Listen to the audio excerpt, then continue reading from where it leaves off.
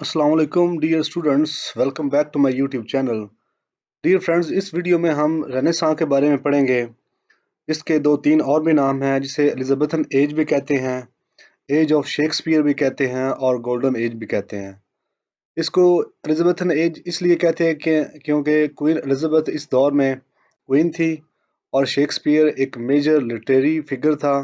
और golden age इसलिए कहते हैं, इसमें लिटरेरी इम्प्रूवमेंट्स और अचीवमेंट्स बहुत ज़्यादा हुई थी। तो इसके जो 6 पॉइंट्स है, इसके अकॉर्डिंग हम ये एज पढ़ेंगे, इसको एक्सप्लोर करेंगे। Renaissance and it's background, salient feature of Renaissance, salient feature of the age, Renaissance in Italy and its contributors, Renaissance in England and literary writers of the age, और university wits. ये 6 points हैं, इनको लेके हम इस as को detail से पढ़ेंगे। तो सबसे पहले हम रेनेसां का बैकग्राउंड पढ़ते हैं कि रेनेसां आया कब और इसका मतलब क्या है। रेनेसां एक फ्रेंच वर्ड है जिसका मतलब रीबर्थ है। It means the rebirth of Roman and Greek art, literature, music and literature. तो जो रोमन और ग्रीक लिटरेचर था उसको दोबारा पढ़ा गया, कॉपी किया गया। इंग्लिश के और या दूसरे वर्ल्ड के लिटरेरी राइटर्स हैं, उन्होंने इनके वर्क्स को, रोमन और ग्रीक के वर्क को मॉडल बनाया, उनके स्टाइल को कॉपी किया। इस तरह दोबारा से रोमन और ग्रीक लिटरेचर का रिवाइवल हुआ, रीबर्थ हुई। तो दरअसल इसका बैकग्राउंड ये है कि जो कॉन्स्टेंटाइन था, जो उस दौर में ईस्टर्न यूरोप जो पार्ट है उस पे इसने कब्जा किया हुआ था। तो एक जो मुस्लिम स्कॉलर है, मुस्लिम कंकरर है, सुल्तान मोहम्मद फातेह, उसने जाके कॉन्स्टेंटाइन पे अटैक किया, जो कि उस वक्त कॉन्स्टेंटिनोपल में रहता था, इस्तांबुल में रहता था। तो जब उसने अटैक किया और कॉन्स्टेंटाइन को शिकस्त दी, तो जो स्कॉलर है वहाँ पे, जो जिनके पास ग्रीक और रोमन लिटरेचर की मैन्युस्क्रिप्ट्स थी, तो वो दुनिया के मुख्तलिफ यूरोप के मुख्तलिफ पार्ट्स में फैल गए। तो वहाँ पे जाके उन्होंने जो कंट्री के राइटर्स हैं उनको मोटिवेट किया। तो इस तरह उन्होंने ग्रीक और रोमन जो लिटरेचर है उनको कॉपी, उनके स्टाइल को कॉपी करना शुरू कर दिया। इसी तरह रेनेसां स्टार्ट हो गया यूरोप में। तो हम आप यहाँ से पढ़ भी सकते हैं। It started when the Muslim conquer invaded Constantinople and conquered it after defeating Constantine in 1453. After that, the scholar, writer, and the philosopher went different countries of Europe with their manuscript. First, Italy became the opening door of Renaissance and became the center of philosophy, art, and classical work. तो इसमें सबसे पहले जो scholar थे वो move हुए थे Italy में, और इटली में ही रिवाइवल हुआ था क्लासिकल रोमन लिटरेचर, म्यूजिक का। तो हमारा कंसर्न है इंग्लिश लिटरेचर से। तो जो इंग्लिश लिटरेचर है उनमें जो सबसे पहले जो इन्फ्लुएंस हुआ था क्लासिकल लिटरेचर से, वो है सर थॉमस मोर। उन्होंने यूटोपिया लिखी थी लेटिन में। प्लेटो की जो प्लेटो की रिपब्लिक से इम्प्रेस होके उनके जो वर्क को उन्होंने अपना मॉडल बनाया था। उसके बाद सर फिलिप सिडनी है, उन्होंने डिफेंस ऑफ पोइजी लिखा था, जिसे डिफेंस ऑफ पोइट्री भी कहते हैं। इसमें जो पोइट्री है उसी के रूल्स को बताया गया है, जो कि according to the ancient Greek literature है। तो उसके बाद टॉमस वेट है, उन्होंने सोनेट्स जो है ना, क्लासिकल सोनेट्स के अकॉर्डिंग अपने सोनेट्स को अडॉप्ट किया और लिखा। तो इसी तरह आगे चल के एडवर्ड स्पेंसर ने भी जो है डेंटे की डिवाइन कॉमेडी है उसके स्टाइल को कॉपी किया और अपनी एक फेमस पोइम लिखी, फेरी क्वीन। तो ये चंद राइटर्स थे इंग्लिश लिटरेचर के जिन्होंने क्लासिकल लिटरेचर को कॉपी किया, उनके स्टाइल को अपने वर्क्स पे अप्लाई किया। तो ये था इसका बैकग्राउंड। आगे चलते हैं, इस एज के सिलेंट फीचर क्या हैं। ह्यूमनिज्म था, न्यू डिस्कवरीज हो रही थी। Columbus discovered America, Vasco da Gama discovered India. इस तरह एज ऑफ एंथुजियाज्म और एक्साइटमेंट थी। और authority of man's talent, not church, king और क्वीन। ये नहीं था कि जो चर्च या किंग क्वीन की विश है उसके मुताबिक किया जाए, जबकि जिस इंसान का भी जो टैलेंट है उसको एक्सप्रेस करे और अपनी अचीवमेंट शो करे। डिक्लाइन ऑफ फ्यूडलिज्म, जो पहले था पिछली एज में था, मेडिवल एज में वो ख़त्म हो गया था। रेडिकल चेंज इन रिलीजन, मज़हब में एक रेडिकल चेंज आ गई थी, जिसमें पहले जो लोग थे या जो किंग और क्वीन थे वो they were directly under the supervision of the church, Roman church. तो उसके बाद एक रेडिकल चेंज है रिलीजन में, एक नई मूवमेंट स्टार्ट हुई, इसमें प्रोटेस्टेंट कहते हैं, एक नया रिलीजन उन्होंने खुद इंट्रोड्यूस करवाया, एंग्लिकन चर्च बन गया। अब मैन आज़ाद हो गया था। तो ये ओवरऑल रेनेसां के फीचर्स थे, यानी कि चाहे वो इटालियन रेनेसां है, चाहे वो इंग्लिश रेनेसां है, चाहे स्पेनिश रेनेसां है, सब रेनेसां की ये कलेक्टिव क्वालिटीज़ हैं, कलेक्टिव फीचर्स हैं। उसके बाद आता है इस एज में क्या क्या चल रहा था, इस एज में लिटरेरी करेक्टरिस्टिक्स क्या थी, लिटरेरी जॉनरा कौन सा था। इसमें एज ऑफ ड्रामा था। इससे पहले ड्रामा आपको पता है मेडिवल एज में एक मेरिकल और मिस्ट्रीज प्ले थे। तो उसके बाद ड्रामा जो है ना आगाज़ उसका शुरू हुआ। पोइट्री जो कि एंग्लो सैक्सन के दौर से चलती आ रही थी, एंग्लो नॉर्मन में भी, एज ऑफ रिवाइवल में भी थोड़ी सी थी, तो इस तरह करके इस दौर में भी आगे कंटिन्यू रही। तो प्रोज भी इस दौर में काफ़ी अच्छा लिखा गया। तो ये चंद लिटरेरी जॉनरा थे जो इस एज में फेमस थे। चौथा पॉइंट है renaissance Italy and it's contributor, के इटली में कौन कौन से राइटर्स थे जिन्होंने कंट्रीब्यूट किया रेनेसां में। जैसा कि आपको पता है कि इटालियन रेनेसां 15th सेंचुरी में स्टार्ट हुआ। इसका जो सबसे बड़ा जो राइटर है वो है गिovanni बोccaccio। इन्होंने द डीकैमरॉन लिखी, जो एक कलेक्शन ऑफ 100 स्टोरीज हैं। इनके स्टाइल को इंग्लिश रेनेसां में जेफरी चौसर और विलियम शेक्सपियर ने अडॉप्ट किया, और अपने मुख्तलिफ जो वर्क्स के करेक्टर्स हैं और जो प्लॉट हैं वो इनसे बारो किए। इस तरह डेंटे है, ये भी एक ग्रेटेस्ट पोइट था, उस एज का इटालियन पोइट था जिन्होंने डिवाइन कॉमेडी लिखी। ये एक नरेटिव पोइम है जिसे कॉमेडिया भी कहते हैं। तो ये एक ग्रेटेस्ट लिटरेरी वर्क है और इटालियन लिटरेचर में एक मास्टरपीस समझा जाता है। आगे आता है पेट्रार्क, इसको फादर ऑफ ह्यूमनिज्म भी कहते हैं। और इनको ये he is famous for Italian sonnets. इनके सोनेट्स को आगे चल के जॉसर ने, थॉमस विट ने, अर्ल ऑफ सुरे ने, शैले ने मॉडल बनाया अपने लिटरेरी वर्क्स में। इसके अलावा और भी राइटर्स हैं, और भी ग्रेट राइटर्स हैं इटालियन लिटरेचर के। Leonardo D Vinci, Leonardo D Vinci, ये एक इटालियन पेंटर थे, बहुत बड़े और बहुत फेमस, अब भी जाने जाते हैं। और इंजीनियर थे, आर्किटेक्ट थे, इन्वेंटर थे। इनकी दो फेमस जो है पेंटिंग है, लास्ट सपर और मोनालिसा। ये लास्ट सपर है जो जीसस द क्राइस्ट अपने 12 डिसेबल के साथ लास्ट जो अपना मील है वो टेक कर रहे हैं। और ये मोनालिसा है, इनकी पेंटिंग है, ये आप सामने देख रहे हैं, एवरलास्टिंग पेंटिंग। उसके बाद जो अगला राइटर है, इटालियन राइटर है, वो है मिकावली। आप इसकी एज के बारे में देख रहे हैं, तो ये हिस्टोरियन था, पॉलिटिशियन था, डिप्लोमेट था, फिलोसोफर था, ह्यूमनिस्ट था और राइटर था। तो इस इन्होंने पॉलिटिक्स के बारे में अपने जो साउंड आइडियाज़ थे वो दिए। और उनने, उनकी फेमस बुक का नाम है द प्रिंस।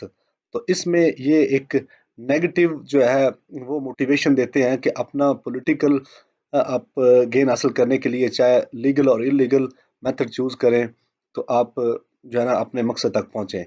तो इनके जो मेथड है मैकियावेलिज्म, इनके एक अप्रोच है, एक फिलोसफी है, is a wildly negative because he described immoral behavior such as dishonesty and killing honest as being normal and effective in politics। वो कहते हैं सियासत में अगर किसी मासूम को मार भी दिया जाए तो अपना मकसद गेन करने के लिए, जिस तरह आजकल के दौर में हमारे जो पॉलिटिशियन होते हैं, तो अगर किसी औरत को, मर्द को शूट करना या आगे पीछे इतना मुश्किल काम नहीं होता उनके लिए, क्योंकि उन्होंने अपने पॉलिटिकल बेनिफिट्स गेन करने होते हैं। तो इनकी जो टीचिंग्स हैं, इनकी जो फिलोसफी है, तो वो they provide evil recommendation to tyrants to help them maintain their power. The term Machiavellian is often associated with political deceit and deviousness। आप समझ गए होंगे कि इनकी अप्रोच कैसी है, वर्डली है, जो कनिंग है। तो get achieve your aim by hook or by crook. पांचवा पॉइंट है literary genre and writers of English literature in this age, के रेनेसां में इंग्लिश राइटर्स कौन कौन से थे और कौन कौन सा लिटरेरी जॉनरा था। जैसा कि मैंने पहले आपको बताया, पोइट्री थी, ड्रामा था और प्रोज था। ये पोइट्री थी, पोइट्री पहले भी आपको बताया, it is the poetry of discovery, enthusiasm and excitement. तो पोइट्री जो एलिजाबेथन एज की रेनेसां की वो स्टार्ट हुई थी टोटल्स मिससेलेनी से। ये दरअसल एक राइटर था, एक पब्लिशर था जिसका नाम टोटल था। उसने बुक पब्लिश की थी जिसके राइटर थे Thomas Wyatt and Henry Howard. तो उन्होंने इसका नाम था, इसे ये भी कहते थे, अर्ल ऑफ सुरे भी कहते थे, who translated and model English sonnets on Petrarchan sonnets and introduce blank verse that was improved by Marlowe and perfected by Shakespeare. तो ब्लैंक वर्स इंग्लिश में इंट्रोड्यूस करवाई, इंग्लिश लिटरेचर में introduce करवाई। तो ये जो मेजर आगे ये जो मेजर पोइट्स हैं, आगे चंद पोइट्स हैं इंग्लिश लिटरेचर में रेनेसां के दौर में। सर टॉमस विट है, हेनरी हॉवर्ड जिसे अर्ल ऑफ सुरे भी कहते हैं, Edmund Spenser, sir Philip Sidney, ये क्रिटिक भी थे, प्रोज राइटर भी थे, कोर्टियर भी थे, और क्रिस्टोफर मार्लो जो एक बहुत बड़े ड्रामाटिस्ट थे, एलिजाबेथन एज के ट्रेजिक ड्रामाटिस्ट थे। तो इन्होंने पोएम्स भी लिखी, इसलिए इनको यहाँ पे मेंशन किया। अब इनको हम थोड़ा बहुत डिटेल में पढ़ते हैं। इसमें सर टॉमस वेट है, तो इन्होंने पेट्रार्किन सोनेट्स को मॉडल बनाया, ये एक पोइट थे। तो ये इनके नीचे पोएम है, आप पढ़ सकते हैं। उसके बाद अर्ल ऑफ सुरे है, तो his real name was Henry Howard. ये थॉमस वेट के स्टूडेंट्स थे। फर्स्ट टाइम इन्होंने ब्लैंक वर्स इंट्रोड्यूस करवाई इंग्लिश लिटरेचर में, विर्जिल की इनिड को ट्रांसलेट करते हुए। इन दोनों को हम कहते हैं father of English sonnets. Edmund Spenser है, जिसे चार्ल्स लैम ने पोइट्स पोइट कहा था। इसके ये मेजर वर्क्स हैं, ये एक पोइट थे। फेरी क्वीन है, ये एपिक और लिरिकल पोएम है। और शेपर्ड्स कैलेंडर इन्होंने लिखी, एक पेस्टोरल पोएम है, इसका रूरल बैकग्राउंड है। और एस्ट्रोफल है, ये एक एलिजी है, एडमंड स्पेंसर ने लिखी अपने दोस्त सर फिलिप सिडनी की डेथ पे। और एमोरिटी एक कलेक्शन ऑफ 88 सोनेट्स हैं। तो आगे सर फिलिप सिडनी हैं, यही जो एस्ट्रोफल एलिजी इस इन पे लिखी गई। पोइट थे, कोर्टियर थे, क्रिटिक थे और प्रोज राइटर थे। ये आइडियल एलिजाबेथ जाने जाते थे। एलिजाबेथ इन्हें कहती थी the queen called him one of the Jules of her crown.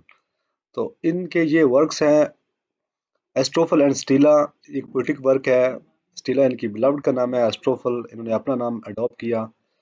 Arcadia and an apology for poetry, ये इनके प्रोज वर्क है। ऊपर वाला पोइट्री है और ये प्रोज वर्क है। अगला पॉइंट है drama and dramatist of the age. इस एज में जो पहली प्रॉपर कॉमेडी और ट्रेजेडी लिखी गई थी, Ralph Roister Doister is a 16th century play by Nicholas Udall, which was once regarded as the first comedy to be written in English literature. ये English literature की first proper comedy है। और गॉर्बर्डक्स, जिसे forex and पोरक्स भी कहते हैं, ये Thomas सैकवेल और थॉमस नॉर्टन ने मिलकर लिखी, ये इंग्लिश लिटरेचर में पहली ट्रेजेडी है। अगले जो पोइट्स हैं वो शेक्सपियर है। He wrote 38 plays, 290 poems, 154 sonnets। तो Venus and Adonis in 1539 and the rape of the Lucrece, ये इनकी दो पोएम्स के नाम है। तो these poem were dedicated to his patron the earl of Southampton. ये इनकी कॉमेडीज की लिस्ट है, और ये हिस्ट्रीज और ये ट्रेजेडीज की लिस्ट है। आप इनको रिकॉल कर सकते हैं, नोट भी कर सकते हैं। It will take a lot of time if I mention the name and call the name of each and every works of Shakespeare. आगे बढ़ते हैं, ये है क्रिस्टोफर मार्लो। बहुत बड़ा नाम है। शेक्सपियर को फादर ऑफ इंग्लिश ड्रामा कहते हैं, और he is called father of English tragic drama. इन्होंने 6 ट्रेजेडीज लिखी, 6 ड्रामे लिखे, वो सारे ट्रेजेडीज थी, इसलिए इनको father of English tragic drama कहते हैं। ये इनके वर्क्स है 1 2 3 4 5 6, आप इनको पढ़ सकते हैं। तो इनकी दो पोइम्स हैं, Hero Leander and the passionate shepherd to his love, और कुछ इसने एलिजीज लिखी है। Marlowe's poem Hero and Leander, Shakespeare Shakespeare also borrowed several themes from Marlowe for his play. Shakespeare ने अपने जो वर्क्स के जो प्लॉट है उनसे बारो किए हैं। जिस तरह मर्चेंट ऑफ वीनस है, उसके प्लॉट जो है सम हाउ जियो माल्टा से लिया गया है। आगे एक बहुत बड़े जो ड्रामाटिस्ट हैं, पोइट भी हैं, बेन जॉनसन है, इसी एज के ही। तो रेनेस ये ड्रामाटिस्ट पोइट एक्टर थे। तो इन्होंने भी इस एज में पोइट्री भी लिखी और ड्रामा भी लिखा। इनका बहुत फेमस जो प्ले है वो है every man in his humour, every man out of his humour, the alchemist. ये फर्स्ट इंग्लिश के राइटर थे जिन्होंने प्योर क्लासिकल जो वर्क लिखा, मतलब क्लासिकल अगर लिखा है तो उसमें कोई कॉमिक सीन नहीं है, प्योर क्लासिकल है, क्लासिकल कॉमेडीज है। आगे है इस एज का जो लास्ट पॉइंट है वो है university wits. University wits basically group of dramatist को कहते हैं, ग्रुप ऑफ राइटर्स हैं। They were dramatist and they were graduated from two universities, Oxford and Cambridge. तो ये they were group of 7 people. तो उनके नाम ये दिए गए हैं, पहला है Christopher Marlowe, Robert Greene, Thomas Nashe, Thomas Lodge, George Peele, Thomas Kyd और जॉन लिली। ये थे ग्रुप, ये थे यूनिवर्सिटी विट्स, क्योंकि they were all graduated from two universities, Oxford and Cambridge, and they were all dramatists. And the head of the university which was Christopher Marlowe. इनकी हम एक अलग वीडियो डिटेल में बनाएंगे कि इस यूनिवर्सिटी विट्स ने क्या क्या लिखा। ये 3 कंफ्यूजिंग वर्क हैं। इसमें एनाटमी ऑफ मेलनकली है, एनाटमी ऑफ विट है, एनाटमी ऑफ द वर्ड है। ये अक्सर पेपर में आए थे और कंफ्यूज करते हैं, मैंने इनको इकट्ठा लिख दिया है। Anatomy of melancholy Robert Burton ने लिखी है।